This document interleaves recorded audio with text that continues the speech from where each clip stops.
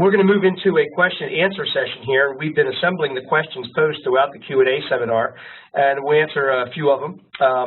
The speakers have also agreed that if there's questions that we don't get time to, they will answer them later, and we'll post them on smartgrowth.org. So let's get started. I'm opening up all the audio, and first question here, and this might be more for Tom, but anybody can jump in on it. How do old places foster a sense of community? Well, I'll jump in first. This is Tom. I really think of it as two key ways. First, it gives communities a sense of identity. So all those things I talked about in terms of collective memory, in terms of individual memory, in terms of continuity, in terms of identity, all of those things together are part of the identity of a community. So, for instance, the civic buildings that I showed, when you open any sort of Chamber of Commerce website, most of them show the historic buildings that are the landmarks because that helps make the community distinctive. Those landmarks, so you first have that sense of identity, but in addition, it's the old places that are typically the go-to places where people actually meet each other and where they gather. I mentioned post offices, but the same is true for the location for farmers markets, for town halls, for town squares. Those are the places that people gather. So that's my quick answer about that, but I think many of these reasons apply. Okay, well, we have another question. One attendee referenced a event called the Open Doors, which was in his town.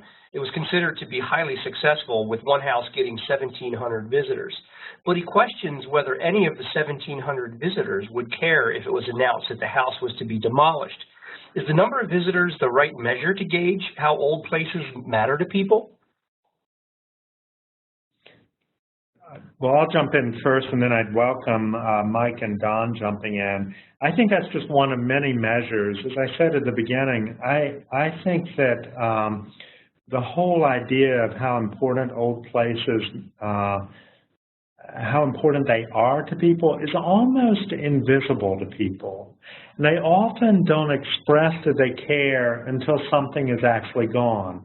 There are about 30% of the population that probably would not express that very much, but recent studies that try to measure how much people actually value old places around the country have said that about 70 to 80% of the people in the United States as a whole say that they value old places. Obviously, that's still going to bump up against other things they care about. They care about property rights. They care about regulation. So there's going to be a weighing of that. But I would say that, you know, the visitor's question is only one of the measures that I would use, and I think there are many, many other measures. I'll jump in too. So this is Mike. You know, I think Jane Jacobs was someone who was really skeptical of data. I think to measure the sort of life of a place or how much people care about a place, it would be really tempting to use the number of people that come in the door, right? But I think that loses sight of all the stuff that's not so easily quantifiable. So, for instance, you know, the significance of the place in the community. I think the sort of attraction or how much people care about that place, its role in the community. You know, buildings only go so far in sort of making a great place.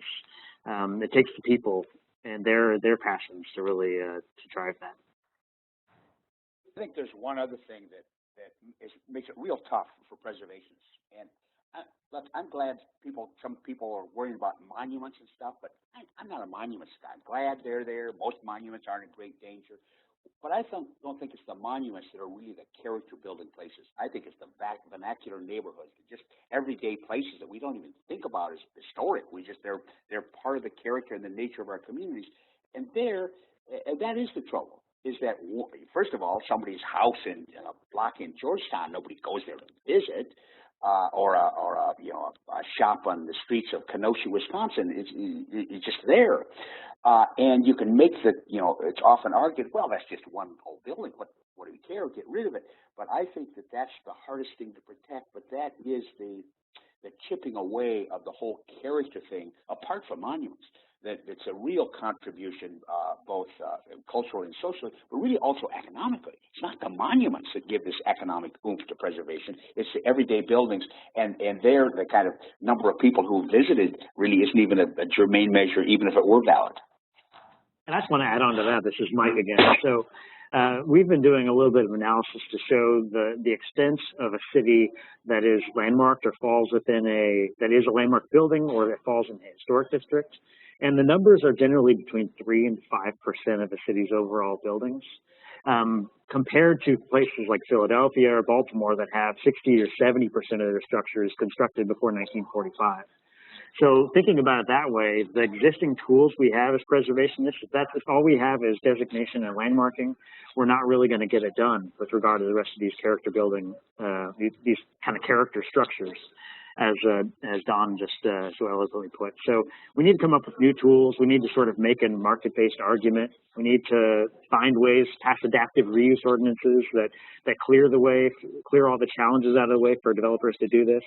The Green Lab's been working with the Urban Land Institute, ULI, and cities across the country to sort of bring together all those developers interested in building reuse alongside preservationists, and really think together about how we can sort of make building reuse a more attractive approach for development. I think we're making great headway on that, and we're looking forward to releasing a national report that brings together findings from 5 or 6 cities sometime in 2016, possibly early 2017, but look for it, I think, in 2016. Okay, well, we have another question here. Have you, and this to any of you, have you looked at how important the roles of governments play in keeping these old building places vibrant? Well, I'll jump in for a quick one, and that is, and here's the argument that often comes up. There'll be a great historic neighborhood that has no protections, no regulation by any government. And the response is not uncommonly, well, we've been keeping, what do we need your regulations for? We've been keeping the character of our neighborhood, and why do we need to have some commission now reviewing our, when we want to change the porch of my house? Well, the fallaciousness of that argument is that you could say the same thing, well, why do we have robbery or murder laws in the neighborhood? Nobody here would murder and rob. Well, that doesn't matter. Somebody will. And somebody at some time will start deteriorating the quality of that neighborhood. So there's no question that it is the regulatory role of government in local historic districts that directly lead to that value, that preservation premium that you see there. And it is the protection of the character and quality of that neighborhood that is a government action. It's not substitutable by good intentions of good, well-intended property owners that in fact manifests itself in an economic premium for those properties. Nicely put, Don, yeah. I just wanted to say, I think the market-based solution has to go alongside exactly what Don was saying. You do need both. I don't mean to criticize the designation and landmarking. I just think we need a little bit of both. We need to bring the market to bear on some of those old buildings as well. Otherwise, I think we're going to lose some of those great structures. Yeah, thanks, Don. I'll throw a softball out to both of you. I think in addition to the regulatory side, incentives are also important. Oh, there's no question about that. And I'm here in Serbia, where they have strong protection regulations. They have no incentives, and what happens is that the regulations simply aren't followed, and there's no incentive, and there are all kinds of systemic problems with the system. Absolutely, the distinction between the American system and the Western European system in heritage is, particularly the British system, is largely top-down, regulation-driven, and public sector. Where in the U.S., our success story in preservation is bottom-up, incentive, and private sector. And I think that's, we certainly need some regulatory environment, but it is that role of incentives that gets the private sector in that's critical to successes in preservation. Yeah, absolutely. I mean, so state and federal historic tax credits are something that makes a project work for a developer, and if they're not there, it makes the project a lot tougher to sort of pencil out, to use the vernacular of the development community. And in a lot of states, you know, the historic tax credits are being sort of fought over. There's some interest in making them go away. So I think, you know, for all of you out there, know that the historic tax credits play a really critical role in keeping all these old buildings in use, and we should really push our representatives to account for that in their work. And then also, so, you know, I mentioned this adaptive reuse ordinance in LA, and there's another one in Phoenix. There are a lot of programs that aren't necessarily directly financial incentives, but rather are sort of tools and processes by which building reuse can be prioritized. So even something as simple as prioritized review for any permit or any sort of redevelopment of an existing building, that's something that a city can choose to do with very little or no cost, and at the same time make building reuse more likely, keep those old buildings around. Things like that, things like removing the parking requirements associated with adaptively reusing an existing structure. It just makes sense, and I think we're sort of at an interesting moment where a lot of policymakers haven't really thought through the fact that their zoning ordinances and their building codes are 50, 60 years old. We're starting to see a new generation of codes come about that I think is going to be a lot more helpful with this kind of work. Well, we have time for one more question. Oh, does someone else have something to add? I just wanted to add one thing that I think is particularly relevant for the smart growth community, which is the importance of coordinating zoning and directing through zoning the strengthening of existing communities. It's a smart growth principle, and I just want to emphasize it more and more. Buried in that, also another role for government is the extent to which it is subsidizing bad behavior. And sometimes it subsidizes demolition, sometimes it subsidizes sprawl, and I think it's critically important for us to examine those policies and eliminate those subsidies. Well, our last question, and I'll let you all determine who would be best to answer it, or you can all chime in. Why does the correlation between older buildings and a higher women/minority employment exist? Well, I'm sure I'd be very interested to hear Don's response to this. What I gather is that when you build a new structure, a lot of times you have to have tenants, commercial tenants that have long lines of credit, that have deep pockets, that can sign a very long lease. And a lot of times that ends up being chain businesses. It ends up being sort of larger businesses.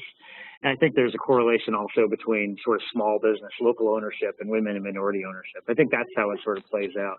And I think another important thing on that question, so I think, you know, it's not necessarily the landmark places. It's not necessarily, we don't see this as much in areas that are sort of have pure historic fabric. It is a lot of the vernacular, older character defining structures. But Don, I'd be really interested to hear your response. Well, I think that largely it's going to be consistent.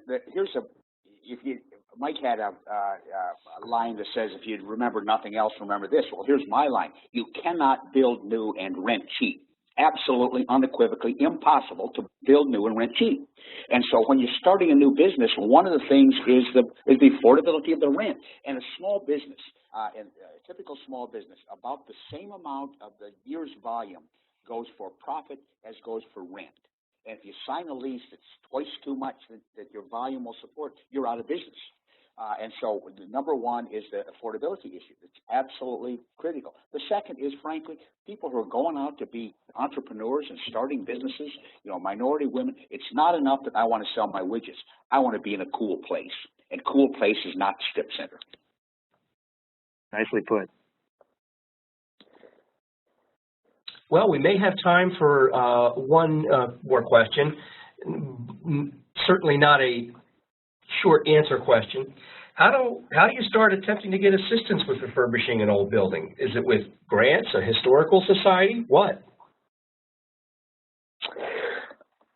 Well, I think that, this is Rypkema, I think that one of the reasons that local preservation organizations are so important is they never have any money, but they have the resources, they have the connections, they know the architects that in fact know how to do preservation, they know the contractors that can do it cost effectively. So I think step one is get a hold of the local preservation organization and say, look, I'm thinking about rehabbing this building, who should I talk to? And they'll bend over backwards to figure out how to help you. Other thoughts on where someone starts with getting assistance? I think that's a great suggestion. The resources available at the statewide level, also many states have both state historic preservation offices and statewide preservation organizations that are often great at providing assistance, putting people in touch with the appropriate contractors, the appropriate people who can do tax credit work, all of those sorts of things. I will say that as I think Mike and Don have emphasized, and I agree with, most preservation in America is done by the private sector. And I think that's one of the strengths of our system, but often people need guidance and assistance in how to do it. I just want to add quickly that one place you could talk more about this and learn more about this is sorry for the shameless plug, but the 2015 National Preservation Conference, which is going to be in Washington, D.C., where I'll bet many of you are in or near. Past Forward 2015, you can find it online if you just Google Past Forward 2015, but it's going to be November 3rd through 6th in D.C. Thanks, Mike.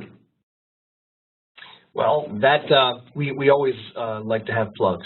But anyway, I thank you guys for taking the time to share these things with us, as well as answer some questions and kind of have a dialogue with us.